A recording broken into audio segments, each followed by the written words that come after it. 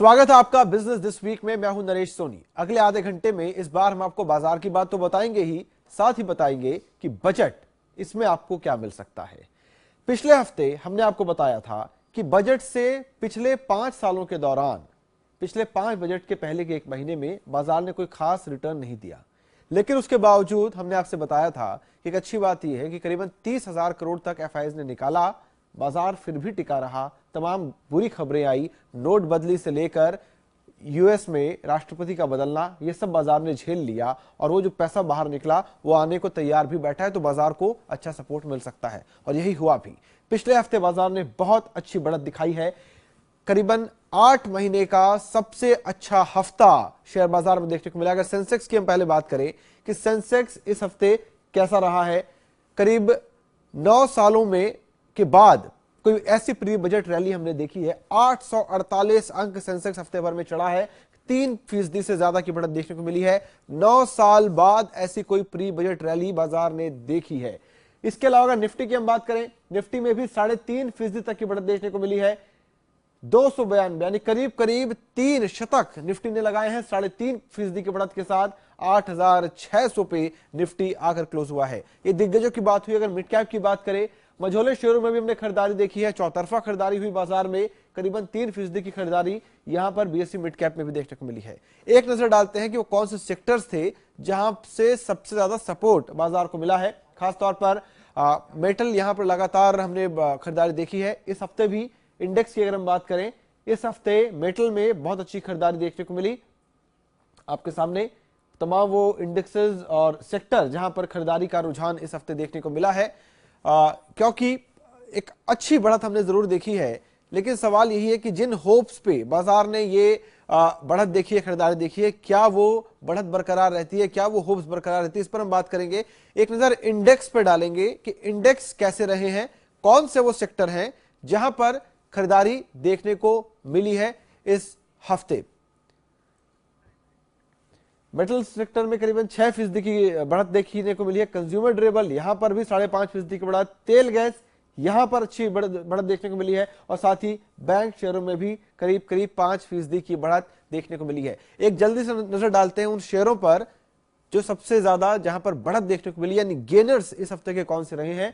क्योंकि अगर हम गेनर्स की बात करें तो सबसे 1 नंबर पर आइडिया का ही स्टॉक है पूरे हफ्ते में। अगर हम निफ्टी के स्टॉक्स की बात करें, क्योंकि लगातार वो अटकलें चल रही है कि जिस तरह से कि वोडाफोन के साथ मर्जर हो सकता है, तो आइडिया में इस हफ्ते भी 12.5% की मजबूत बढ़त हमने देखी है। और उसके बाद ये तमाम स्टॉक्स जहां पर इस हफ्ते हमने सिर्फ निफ्टी के स्टॉक्स हम आपको दिखा रहे हैं जो हफ्ते भर के कारोबार में सबसे ज्यादा बढ़त जहां पर देखने को मिली है। तो आइडिया सेल्युलर की वजह यही है कि वोडाफोन के साथ मर्जर की जो अटकलें वो लगातार बढ़ती जा रही हैं। हालांकि दोनों ही कंपनियों ने इस पर कोई भी कमेंट नहीं किया है, कमेंट करने से बच रहे हैं, लेकिन इस उम्मीद में कि अगर ये मर्जर होता है तो देश की नंबर 1 कंपनी वोडाफोन और आइडिया का जो मर्जर होगा वो हो जाएगी। और साथ ही वोडाफोन के जो लिस्टिंग के प्लान चल रहे थे वो कहीं ना कहीं आइडिया के रास्ते से पूरे होंगे।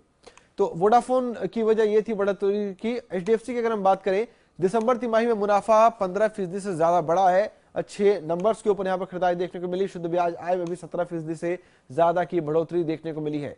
इसके अलावा अगर बात करें हिंडाल्को की, क्योंकि मेटल के प्राइसेस लगातार बढ़ रहे हैं, उसका फायदा लगातार स्टॉक दिखा रहा है। हफ्ते दर हफ्ते हम लगातार देख रहे हैं कि गेनर स्टॉक में इसका नाम आ रहा है। इस हफ्ते भी 8% से ज्यादा की बढ़त हिंडाल्को ने दिखाई है।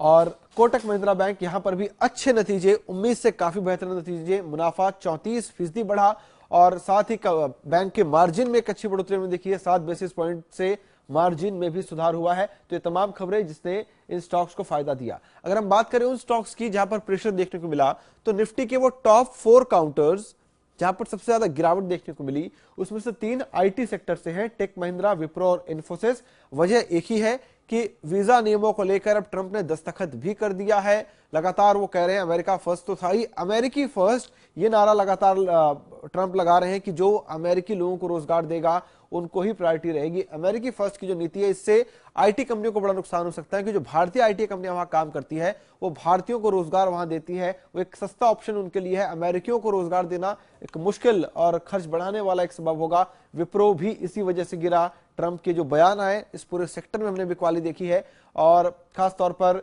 ये डर लगातार बढ़ रहा है कि जो कंपनियां वहां पर काम कर रही हैं उनके मार्जिन जो हैं वो कम होंगे।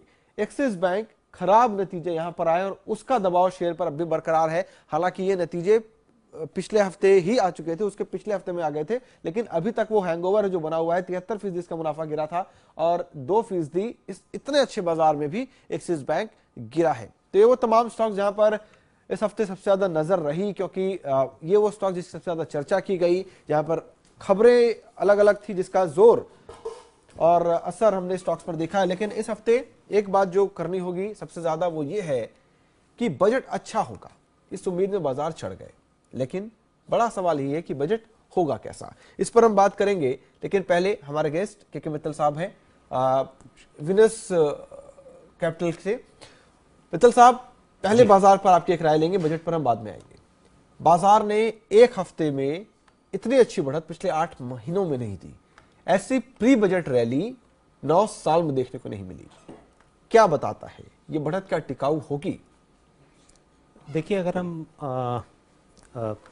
पिछले वीक की चर्चा करें, जब हमने चर्चा करी थी कि अमूमन ऐसा देखा गया है कि बजट से पहले बाज़ारों में कुछ गिरावट देखने को मिलती है, लेकिन हमारा उस समय मत ये था कि बाज़ार उस स्तर पे थे जहाँ से अगर ख़रीदारी की जाए या एक प्री बजट रैली की उम्मीद की जाए तो बाज़ारों के लिए भी बेहतर होगा और निवेशकों के लिए भी बेहतर होगा, और ऐसा हुआ भी।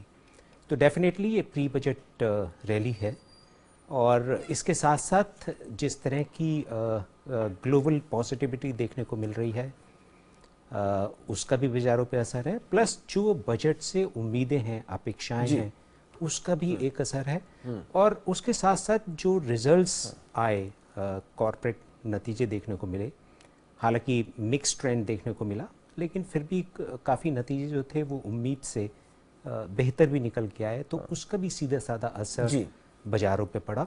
और सबसे महत्वपूर्ण बात ये रही कि पिछले 2 महीने से जो FII थे वो लगातार सेलिंग के मोड में थे, और उन्होंने तकरीबन $4 बिलियन का स्टॉक बेचा। और पिछले सप्ताह $110 मिलियन की उन्होंने खरीदारी करी। उससे पहले हमारे जो डोमेस्टिक इंस्टीट्यूशंस थे वो बाज़ारों को संभाले हुए थे, उन्होंने काफ़ी हद तक खरीदारी करी। म्यूचुअल फंड्स में निवेशकों ने काफ़ी पैसा लगाया, और हमने देखा कि जिस तरह की गिरावट देखने को मिल सकती थी पोस्ट डिमोनेटाइजेशन के बाद, वो देखने को नहीं मिली, और बाज़ार डोमेस्टिक क्यूज़ के ऊपर काफ़ी चलता रहा। और अब हमने देखा कि जब FII बाइंग पे आए तो बाज़ारों की चाल एकदम तेज़ी से पकड़ में आने लगी। चलिए, अब क्योंकि बजट ही सबसे बड़ा ट्रिगर है, बजट को लेकर हम बात करते हैं क्या क्या हो सकता है। सबसे पहले हम बात करते हैं कि इनकम टैक्स देने वालों को क्या मिल सकता है।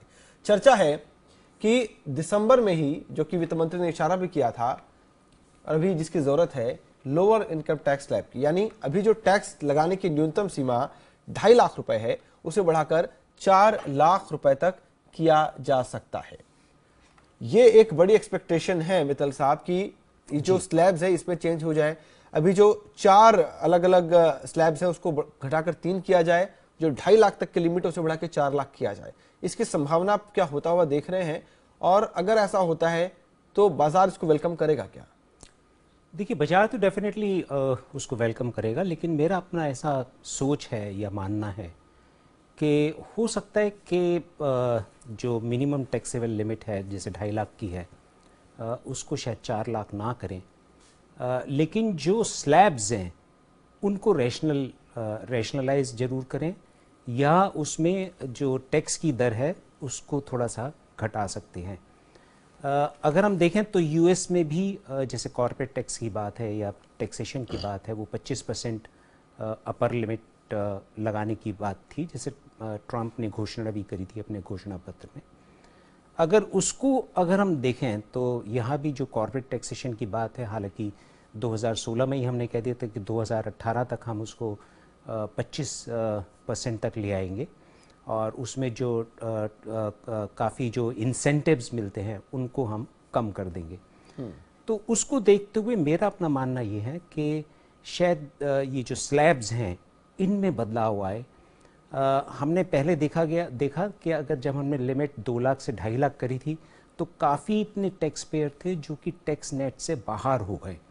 और चूंकि अभी डिमोनेटाइजेशन के बाद सरकार एक काफ़ी पहल उठा रही है टैक्सेशन को लेके, या टैक्सेशन बेस बढ़ाने के लिए, या एसएससी जो हैं उनका नंबर बढ़ाने के लिए, तो मेरा अपना मानना ये है कि शायद हो सकता है कि टैक्स स्लैब्स में बदलाव हो लेकिन टैक्सेशन लिमिट में ना हो। और महिलाओं पर क्या फोकस रहेगा, क्योंकि ये भी एक बड़ा सवाल है, क्योंकि जीडीपी में जो कंट्रीब्यूशन है महिलाओं का सिर्फ 17% है, जबकि जो ग्लोबल एवरेज है वो 34% का है। तो भारत के लिए यहाँ पर एक बहुत बड़ा स्कोप है, कैसे उनकी भागीदारी बढ़ाई जाए। उनके लिए आप क्या कुछ होता हुआ देख रहे हैं? महिलाओं के लिए आपको लगता है कि पहले जो टैक्स का डिफरेंस था लास्ट ईयर उसको चेंज कर दिया गया, बराबर दोनों का कर दिया गया, उसके अलावा आपको क्या लगता है, क्या टैक्स में वापस से कुछ एडिशनल छूट महिलाओं को मिलेगी? क्या जो महिला उद्यमी है उनको कुछ प्रोत्साहन दिया जाएगा क्या? देखिए, जहाँ तक मेरा अपना विचार है कि महिलाओं को शायद टैक्स स्लैब्स जो है उसमें बदलाव ना करे जाएं, वो समान रखे जाएं, लेकिन उनका एजुकेशन, उनकी हेल्थ केयर, और जैसे सरकार ने घोषणा करी थी कि भाई जब बच्चा होगा तो उसको इंसेंटिवाइज करा जाएगा। तो मैं कहता हूँ कि जो 3 बेसिक चीज़ें हैं, education, health care and job opportunities, अगर उसके ऊपर खास ध्यान रखा जाए तो मैं समझता हूँ कि बेहतर विकल्प साबित होगा। और उसके साथ साथ सुरक्षा, जो एक बहुत बड़ा हमारे यहाँ कंसर्न डेवलप होता जा रहा है, तो सुरक्षा को लेकर अगर जैसे निर्भया फंड है, हमने देखा अभी तक उसमें से कोई इस्तेमाल ही नहीं हुआ, तो इस तरह के फंड, या मैं तो यही कहूँगा कि बोगस फंड रखने का कोई फ़ायदा नहीं है अनलेस एंड अनटिल उसका यूटिलाइजेशन होता हुआ दिखाई ना दे, तो उसका इस्तेमाल करना बहुत ज़रूरी है। तो महिलाओं के लिए मैं यही अपेक्षा करता हूँ कि हेल्थ, एजुकेशन, एम्प्लॉयमेंट एंड सुरक्षा। हाँ। भारत में बुजुर्गों की तादाद भी बढ़ रही है, लेकिन उस हिसाब से उनकी सुविधाएं नहीं बढ़ पा रही है। इस बजट से उन्हें भी काफ़ी उम्मीदें हैं।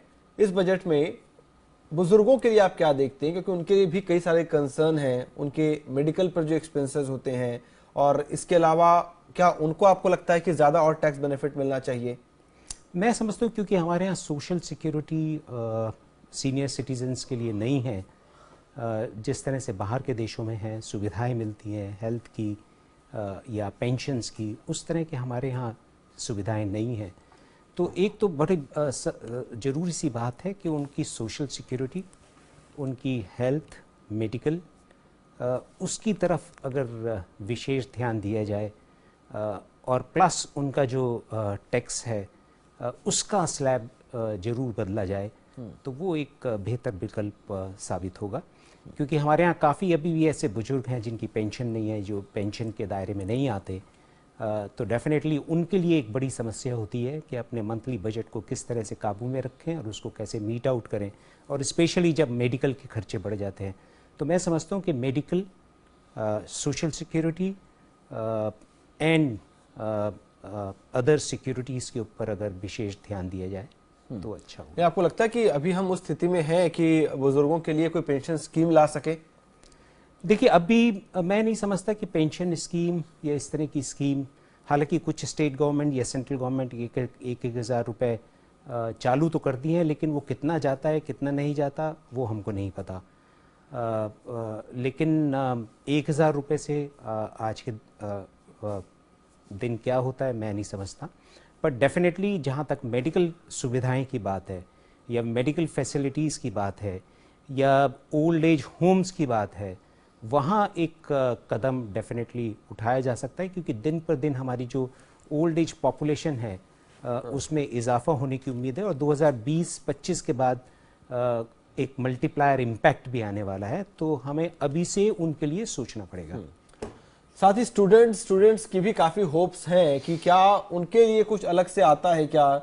लगातार सरकार का ये जोर रहा है कि हम सबसे जो यंगस्टर्स की पॉपुलेशन है, बहुत ज़्यादा पॉपुलेशन हमारे यहाँ पर है, लेकिन उनके लिए क्या निकल कर आता है? खासतौर पर स्टूडेंट्स ये चाहते हैं कि उनको जो एजुकेशन लोन है उसमें अभी टैक्स एग्जेम्पशन 8 साल का है, क्या उसको बढ़ाया जा सकता है क्या? या उनको एजुकेशन लोन आसानी से मिले, सस्ता मिले क्या? इसके लिए भी कुछ आपको लग रहा है कि होगा इस बार?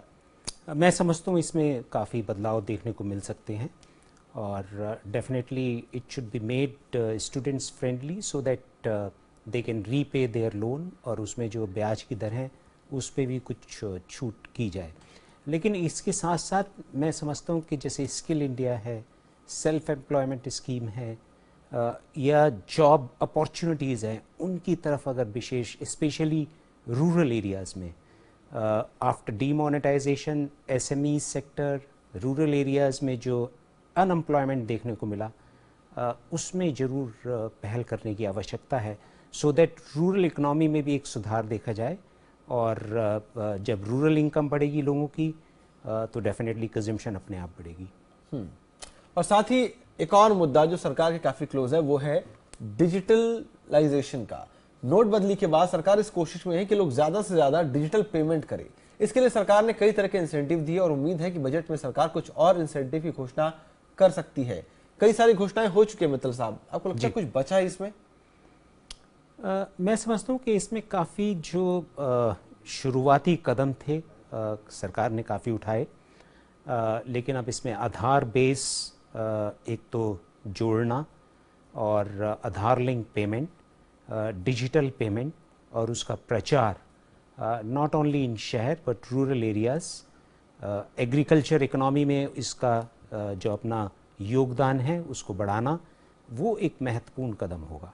उसके लिए अगर सरकार कुछ इंसेंटिव देती है या छोटे छोटे जो जैसे सब्जी मार्केट है वहाँ हम डिजिटल पेमेंट को बढ़ावा दें, या फुटकर दुकानदार हैं या इस तरह की मार्केट हैं, रिटेल स्टोर्स हैं, वहाँ अगर हम इसको बढ़ावा दें तो एक अच्छा कदम होगा और उससे काफ़ी ट्रांसपेरेंसी आएगी, सिस्टम में काफ़ी ट्रांसपेरेंसी आएगी। जो नंबर 2 की इकोनॉमी थी वो डेफिनेटली ख़त्म होगी, टैक्स कंप्लायंस बढ़ेगा। साथ ही इस बजट में एक सेक्टर जो काफी कुछ अपने लिए एक्सपेक्ट कर रहा है वो है रियल एस्टेट, क्योंकि नोटबंदी के बाद काफी मार उसकी पड़ी है। पहले से ये सेक्टर काफी कम डिमांड, ज्यादा इन्वेंट्री, इस तरह की दिक्कतों में उलझा है। और क्या लगता है रियल एस्टेट सेक्टर के लिए, सेक्टर के हिसाब से भी और जो घर खरीदना चाहते हैं उनके हिसाब से भी क्या एक्सपेक्ट कर रहे हैं? एक तो डिमांड रियल एस्टेट की कि उसको इंडस्ट्री का दर्जा मिल जाए, उससे क्या बदलता है? देखिए, जहाँ तक इंडस्ट्री का दर्जा है वो एक बात की बात है। सबसे पहले तो इसमें जो रिफॉर्म्स की ज़रूरत है वो बड़ी महत्वपूर्ण बात है। जैसे हमने देखा real estate regulatory bill pass हुआ लेकिन उसका इम्प्लीमेंटेशन अभी तक कहीं देखने को नहीं मिला। ये अपने आप में एक बड़ी विडंबना है। मैं समझता हूँ कि उसमें अगर पहल की जाए डिलीवरी सिस्टम को लेकर, जैसे काफ़ी स्टॉल्ड प्रोजेक्ट्स हैं, 8-8, 9-9, 10-10 साल हो गए, बिल्डर्स अपनी मनमानी कर रहे हैं। तो जब तक इन चीज़ों की तरफ ध्यान नहीं दिया जाएगा, जब तक निवेशकों का या बायर्स का एक भरोसा उठ गया, मैं समझता हूँ कि अभी जो नए प्रोजेक्ट्स हैं उसकी डिमांड में तो रुकावट देखने को मिलेगी, काफ़ी स्लो डाउन देखने को मिलेगा। लेकिन मैं समझता हूँ कि जो सेकंड हैंड या ऑलरेडी जो बिल्ट इन प्रोजेक्ट हैं वहाँ थोड़ी बहुत गुंजाइश है कि कुछ खरीदारी देखने को मिले। लेकिन ऑन दी होल जिस तरह से रियल एस्टेट, आपको लगता है इंडस्ट्री का दर्जा इंपॉर्टेंट है? क्योंकि अगर इंडस्ट्री का दर्जा मिलता तो फिर इनको फाइनेंसिंग बड़ा इजी हो जाएगी, जो कि बहुत महंगा, उनको 3% 4% मंथली पर कंपनियां उठा लेती हैं। देखिए, मैं अभी इस फेवर में हुई नहीं कि रियल एस्टेट सेक्टर को एक इंडस्ट्री का दर्जा दिया जाए।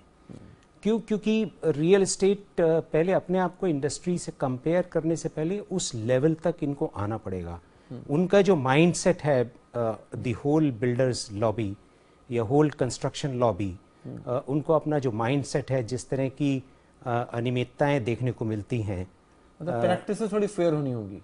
जब तक फेयर डीलिंग नहीं होगी, जब तक लोगों का या सरकार का भरोसा नहीं आएगा या रियल एस्टेट रेगुलेशन या एक्ट लागू नहीं होगा, जब तक मैं नहीं समझता कि इनको किसी प्रकार का इंडस्ट्री का दर्जा दिया जाए। ठीक है, और इंडस्ट्री के लिए आप क्या एक्सपेक्ट कर रहे हैं? इंडस्ट्री की डिमांड या एक्सपेक्टेशंस कह लें, कॉर्पोरेट टैक्स कम हो, मैट खत्म हो जाए, क्या इस तरह की कुछ पॉसिबिलिटीज आप लग रहे हैं या कोई और बड़े ऐलान? देखिए, बिल्कुल इस तरह की पॉसिबिलिटी तो लगी रही है। जैसे मैट है, मैट में डेफिनेटली अगर ख़त्म ना हो तो टैक्स की जो दरें हैं उसमें ज़रूर गिरावट देखने को मिल सकती है। जहाँ तक कॉर्पोरेट टैक्स की बात है, वो सरकार का अपना ही एजेंडा है कि उसको 25% पे लाया जाए। और जब यूएस में अगर 25% की तरफ एक पहल है तो डेफिनेटली हमको इन्वेस्टमेंट को अट्रैक्ट करने के लिए भी जो कॉर्पोरेट टैक्सेशन की जो दर हैं उसमें कमी डेफिनेटली करनी पड़ेगी, और वो एक लाजमी भी है, आवश्यकता भी है। एक जो और बड़ा महत्वपूर्ण सवाल है, हम कंजम्पशन की बात करते हैं, हम सेविंग की बात करते हैं, तो मैं समझता हूँ कि इस बजट का जो थ्रस्ट है वो रूरल होना चाहिए। अगर हम रूरल इकोनॉमी में सुधार करते हैं, वहाँ जॉब अपॉर्चुनिटीज़ करते हैं, वहाँ एजुकेशन अगर हम उसका स्तर सुधारते हैं, और अगर रूरल इंफ्रास्ट्रक्चर में इन्वेस्टमेंट आता है तो डेफिनेटली जो डिमोनेटाइजेशन का असर सबसे ज़्यादा रूरल इकोनॉमी पे पड़ा, जॉब क्रिएशन पे पड़ा, अनएम्प्लॉयमेंट पे पड़ा, वहाँ अगर सुधार करा जाए, वहाँ अगर इन्वेस्टमेंट क्रिएट करा जाए या इंफ्रास्ट्रक्चर क्रिएट करा जाए तो एक अच्छा कदम होगा, और उससे rural demand, rural consumption back to normal आ सकती है। जी मित्तल साहब, हम लगातार हर बार बजट के पहले लगभग बातें इसी तरह से होती है कि टैक्स कम हो जाए और ज़्यादा सॉफ्ट हो जाए और ज़्यादा बेनिफिट्स हो जाएं, लेकिन कई सारे इस तरह के अनाउंसमेंट्स बजट के पहले ही हमने देखे हैं, अलग अलग किस्तों में हो चुके हैं जी। अब अगर और इस तरह के अनाउंसमेंट्स होते हैं तो आपको लगता है कि एक जो पॉपुलिस्ट बजट या लोक लुभावन बजट, बाजार इसको वेलकम नहीं कर पाएगा? खर्च अगर देश की बैलेंस शीट पर बढ़ता है तो? बहुत संक्षिप्त में देखिए, जहाँ तक लोक लुभाव का बात है, जैसे काफ़ी चर्चा हुई कि भाई किसानों का कर्ज माफ़ करें, तो डेफिनेटली इस तरह की जो लुभावनी स्कीम है उसको बाजार बिल्कुल नेगेटिव तौर पे लेगा। पर जहाँ भी rural infrastructure, rural focus, education, employment, infrastructure, defence, capital creation, वहाँ अगर इन्वेस्टमेंट देखने को मिलता है तो बाजार उसको काफ़ी वेलकम करेगा। और वैसे भी 5 स्टेट्स में इलेक्शन है, ये एक सरकार की अपनी भी प्राथमिकता होनी चाहिए कि इसको किस तरह से हम पीपल सेंट्रिक बनाएं, क्योंकि लोगों की जो 3 महीने की सफरिंग है वो काफ़ी देखने को मिला। आपको लग रहा है ये एक प्रेशर रहेगा सरकार के ऊपर कि नोटबंदी के बाद जो कहीं ना कहीं थोड़ी किरकिरी हुई है लोगों की परेशानी को लेकर, उसको रिपेयर करने की कोशिश में दबाव रहेगा कि कुछ ऐसे फैसले जो जनहित में हो या पॉपुलिस्ट हो, लोक लुभावन हो, उनका ऐलान किया जाए? ये प्रेशर रहेगा गवर्नमेंट पे? मैं समझता हूँ कि काफ़ी रहना भी चाहिए, और एक ऐसी आशाएं भी हैं। मतलब हम उम्मीद भी करते हैं कि जिस तरह से 2 या 3 महीने की सफरिंग हुई, उनको ओवरकम करने के लिए सरकार इस तरह के प्रस्ताव लाए जिससे लोगों की जो बदहाली हुई उस दौरान उसमें एक तो कमी आए, और दूसरा जो अवसर उन्होंने खोए उनको अवसर की वापसी दोबारा से मेन ट्रैक पे आना बहुत ज़रूरी है, एंड स्पेशली रूरल इकोनॉमी। हालांकि जहाँ तक कैश अवेलेबिलिटी का सवाल है उसमें मैं समझता हूँ कि नॉर्मेलिटी देखने को मिलती है। एटीएम में अब लाइन देखने को नहीं मिलती, आप जब चाहें पैसा विड्रॉ कर सकते हैं, तो उस तरह का जो अवेलेबिलिटी ऑफ कैश है उसमें कोई दिक्कत नहीं है। बट डेफिनेटली जो अपॉर्चुनिटीज़ हैं जो हमने खोई, उन अवसरों को वापस प्रदान करवाना ये एक सरकार की प्राथमिकता भी होगी और जिम्मेवारी भी होगी। इस बार का बजट इसलिए भी अलग होगा, सिर्फ इसलिए नहीं कि 1 फरवरी को आ रहा है, बल्कि इसलिए भी कि इस बार रेल बजट एक साथ आएगा आम बजट के। रेल बजट में या रेलवे की तरफ से आप किस तरह के अनाउंसमेंट्स की एक्सपेक्ट कर रहे हैं? क्योंकि फेयर पहले ही काफी बढ़ चुका है, आपको लगता है फिर से एक बार बढ़ाया जा सकता है? और खासतौर पर माल भाड़ा अगर ये बढ़ता तो इंडस्ट्री के लिए नेगेटिव होगा। देखिए, जहाँ तक फेयर का सवाल है, हेयर एंड देयर जो चेंजेस होती हैं वो मानने के लिए सब तैयार हैं, लेकिन उसके साथ साथ जो सुविधाएं हैं, जो मॉडर्नाइजेशन ऑफ रेलवे ट्रैक है, स्पीड है, इंट्रोडक्शन ऑफ न्यू ट्रेन्स, उनकी जब हम बात करते हैं, या laying down of fresh tracks, या मीटर गेज, ब्रॉड गेज, उसकी जब हम बात करते हैं तो वहाँ हमको चाहिए, या प्लेटफॉर्म्स की जिस तरह की हालात हैं उसमें डेफिनेटली सुधार की काफ़ी अभी भी एक गुंजाइश है, आवश्यकता है। तो वहाँ अगर पहल की जाए तो बेहतर होगा। हाँ, चलिए बहुत बहुत शुक्रिया मित्तल साहब आज हमें वक्त देने के लिए, और दर्शकों से भी इजाजत चाहेंगे। बजट पर नजर बनी रहेगी और लगातार जो भी जोरी इससे खबर होगी आपको हम बताते भी रहेंगे। आप देखते रहिए न्यूज़ वर्ल्ड इंडिया।